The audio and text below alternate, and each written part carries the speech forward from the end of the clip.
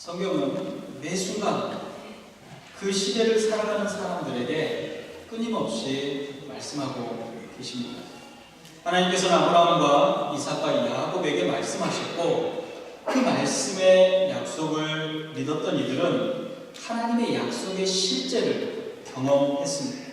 이 모든 교훈들은 하나님의 살아계심과 역사하심을 증거하기에 충분하며, 이를 믿는 이들을 통해서 그들의 삶 가운데서 실제했습니다. 오늘 우리에게 주시는 말씀이 저와 여러분들의 믿음으로 드러나서 하나님의 살아계심과 하나님의 역사하심을 증거하시는 말씀이 되시기를 주님의 이름으로 축복합니다.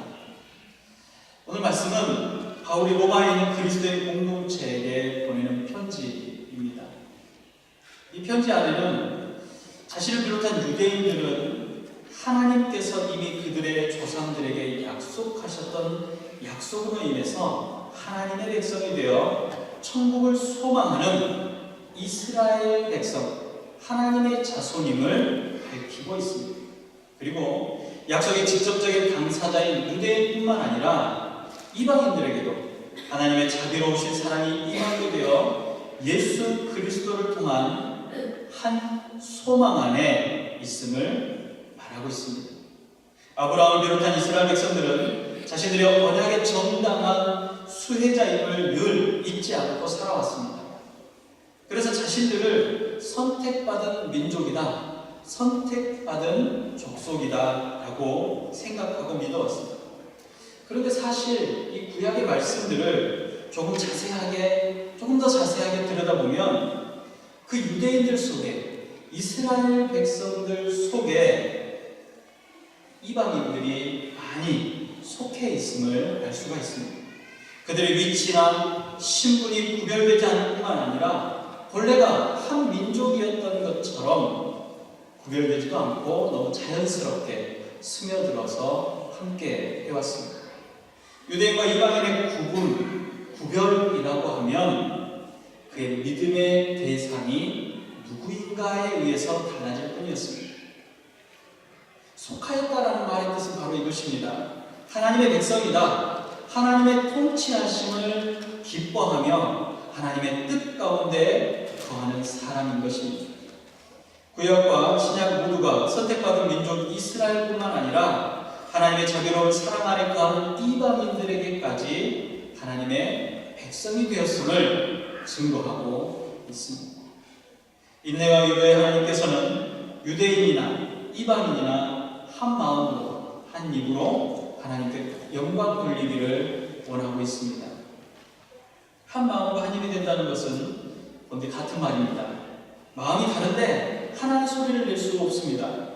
이 공동체는 본래가 하나이기 때문에 마음도 하나이며 그들의 마음에서 나오는 소리, 그들의 생각에서 나오는 소리도 하나입니다. 이스라엘 공동체가 하나님의 약속을 소망하며 하나님의 백성으로 한 마음이 되어 한 공동체를 계속해서 유지해오고 있다는 것입니다. 이제 예수 그리스도 안에 거하는 새로운 공동체가 동일한 하나님의 약속에 소망을 둔 하나님의 백성의 공동체로 하나가 되었습니다.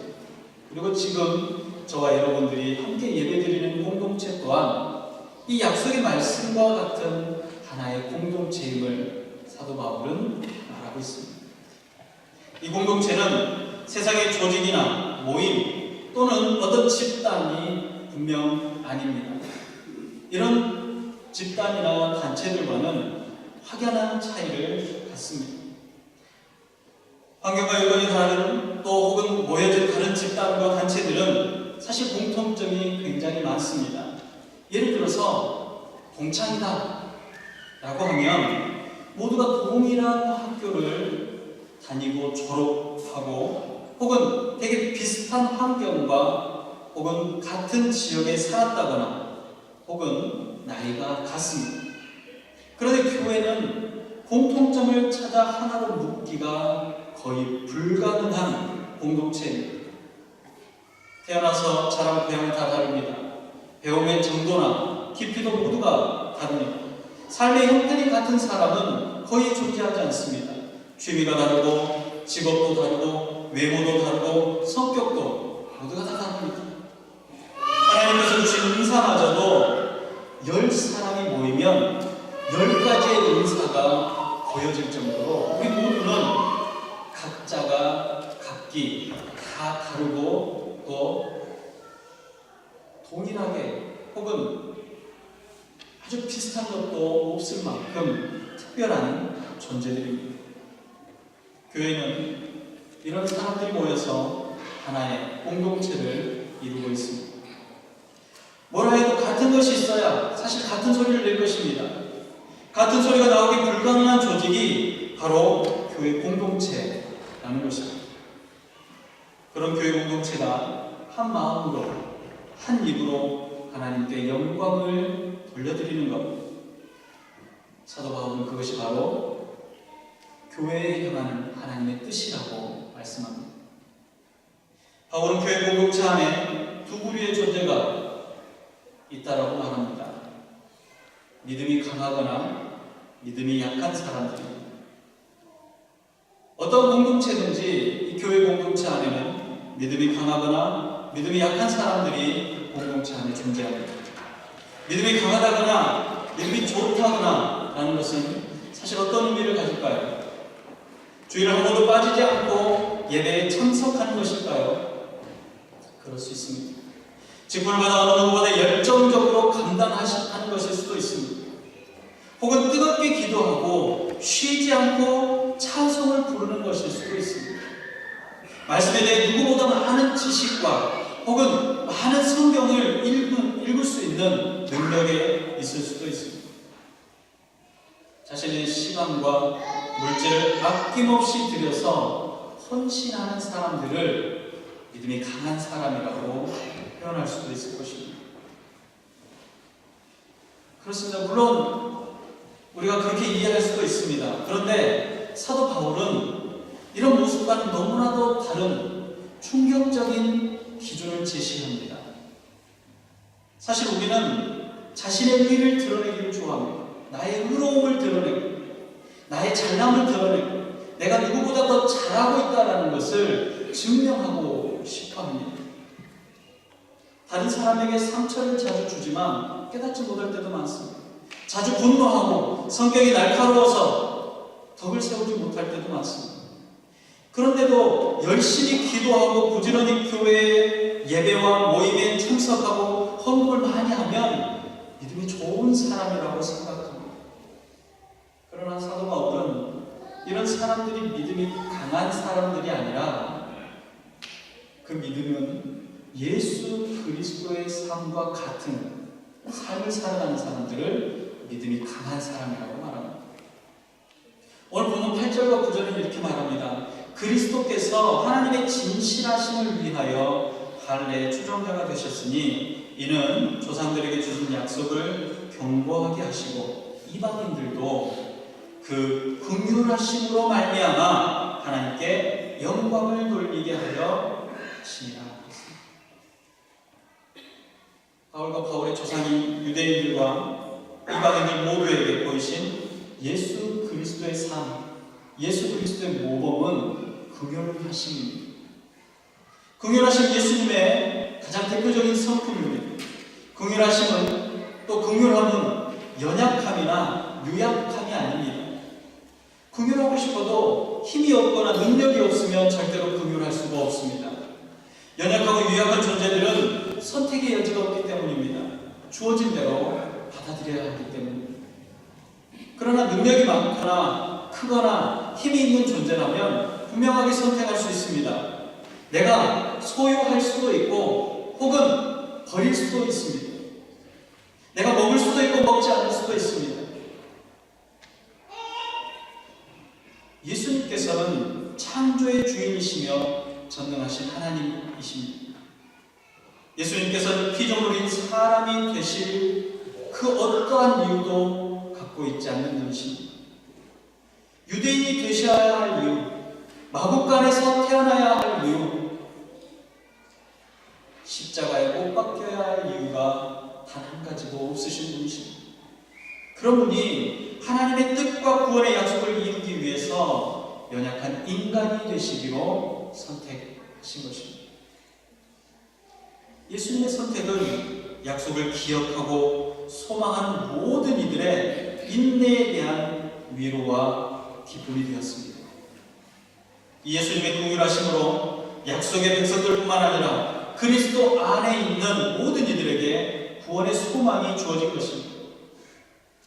바울은 이 구원의 소망 안에 거하는 모든 이들은 예수님의 삶을 본받아 그 예수님의 삶을 통해서 배웠던 제자로서의 삶을 살아간다면, 그 긍휼하심 안에 거한다면 그들의 삶은 하나님께 영광을 드리는 삶이 될 것이라고 말합니다. 예수님의 긍휼하심을 우리가 어떻게 이해할 수 있습니까? 혹은 예수님처럼 그분은 하나님이셨는데 우리가 어떻게 그분을 도대체 따라할 수 있겠습니까? 우리의 지혜나 우리의 지식으로는 사실 예수님처럼 살 수는 없습니다. 그런데 오늘 바울이 아주 중요한 이야기를 합니다. 7절의 말씀입니다. 그러므로 그리스도께서 우리를 받아 하나님께 영광을 돌리심과 같이 너희도 서로 받으라. 서로 받으라 라는 말은 예수님께서 우리를 받아들이셨던 것처럼 너희도 서로 받아들이라는 말씀입니다. 예수님께서 우리의 연약함을 받아들이시고 스스로 인간이 되셔서 구원의 역사를 이루셨던 것처럼 예수님을 본받아 서로가 서로를 받아들이라는 것입니다. 예수님께서 우리를 받아들이셔서 하나님께 영광을 돌리셨던 것처럼 우리도 서로 받아들여서 하나님의 뜻을 이루고 하나님께 영광을 돌려드리라는 것이 바울의 권면입니다. 사실 이 바울의 표현은 다른 곳에서는 이렇게 표현되어 있습니다. 모든 겸손과 온유로 하고 오래 참음으로 사랑 가운데서 서로 용납하고 평안의 매는줄로 성령이 하나 되게 하신 것을 힘써 지키라. 용납한다라는 것. 믿음이 강한 사람은 믿음이 연약한 사람을 모든 겸손과 온유함으로 대하고 오래 참아줄 수 있으며 서로 사랑으로 대함으로 그가 가지고 있는 허물이나 그가 가지고 있는 연약함을 인정하고 그대로 받아들인다는 것입니다. 내 기준이 아니라 그 사람 그 자체를 인정하고 받아들인다는 것입니다. 내 기준에 그를 바꿔서 내가 원하는 대로 받는 것이 아니라 그가 처음 태어나던 그 모습 그대로 주님이 그와 함께하는 그대로 드리는 것입니다.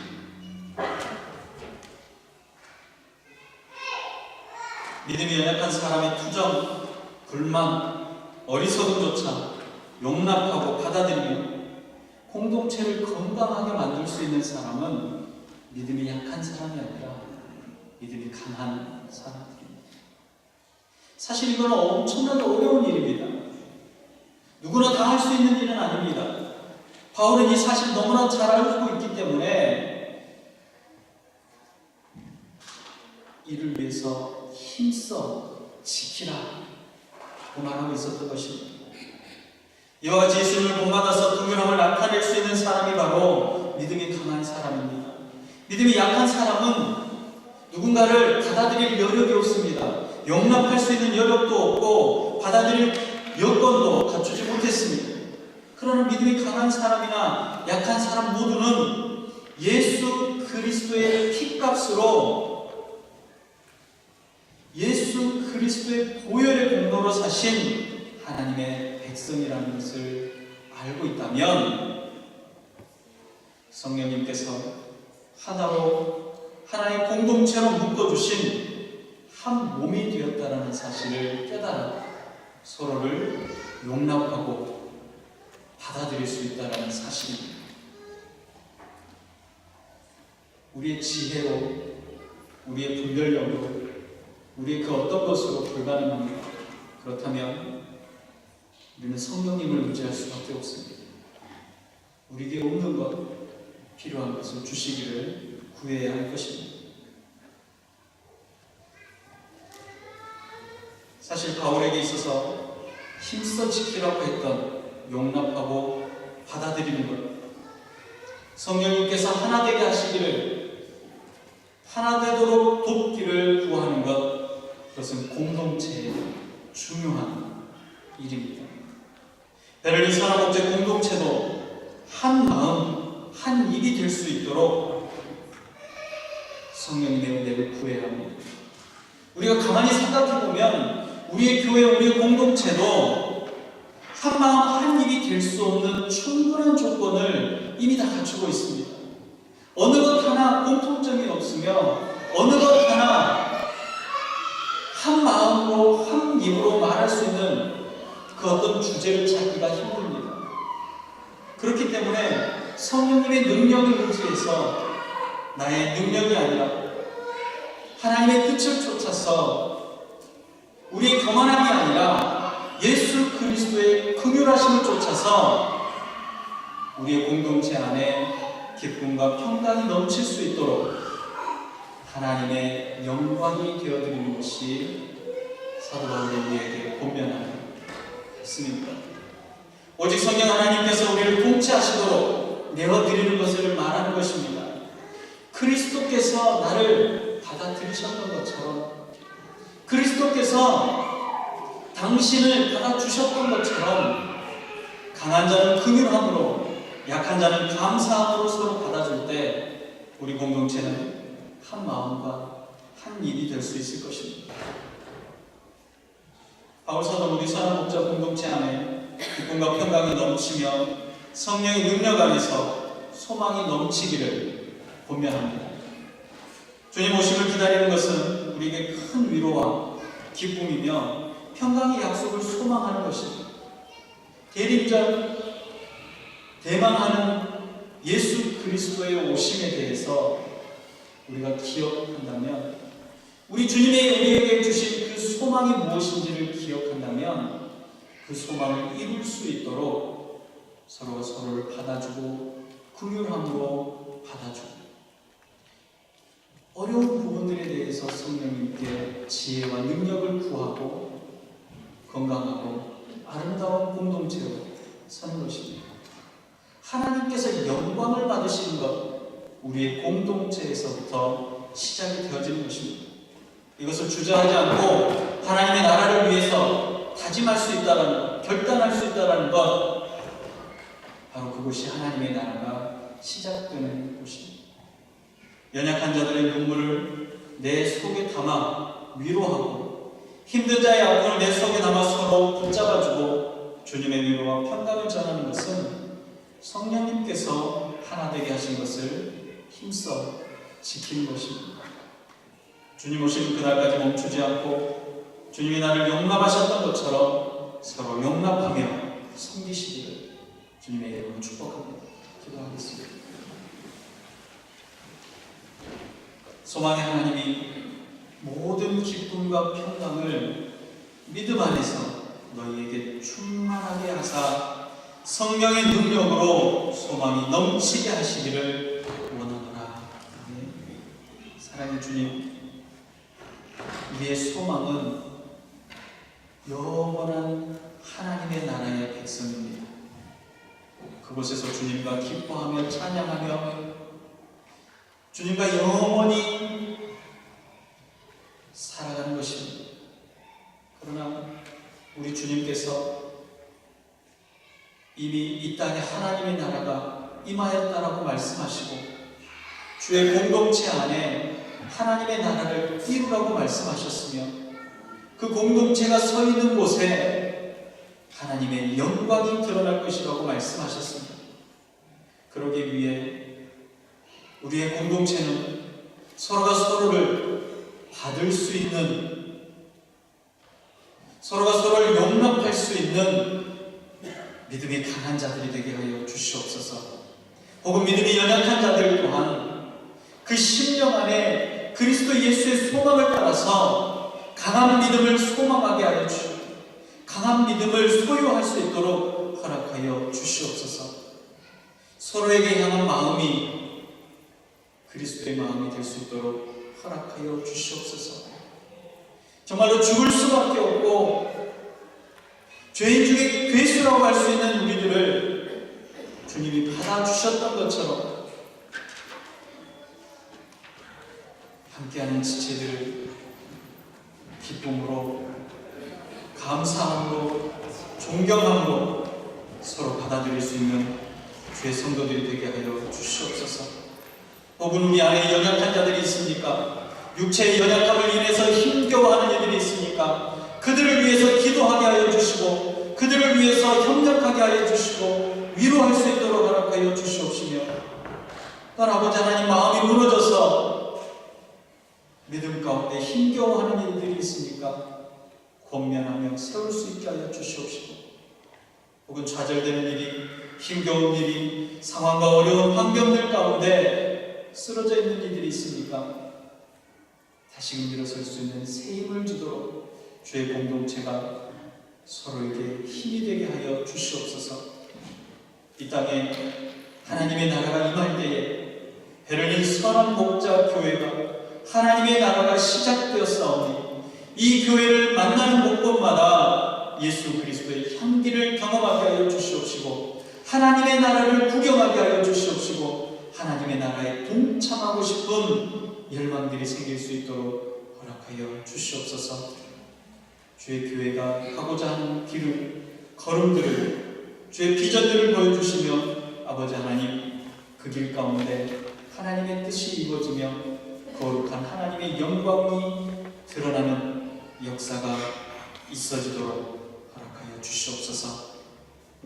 바울의 권면 안에 아멘으로 화답하며 결단하는 주의 성도들, 그들의 삶과 환경과 여건들을 책임져 주실 줄 믿사옵고 우리를 구원하신 예수님의 이름으로 감사하며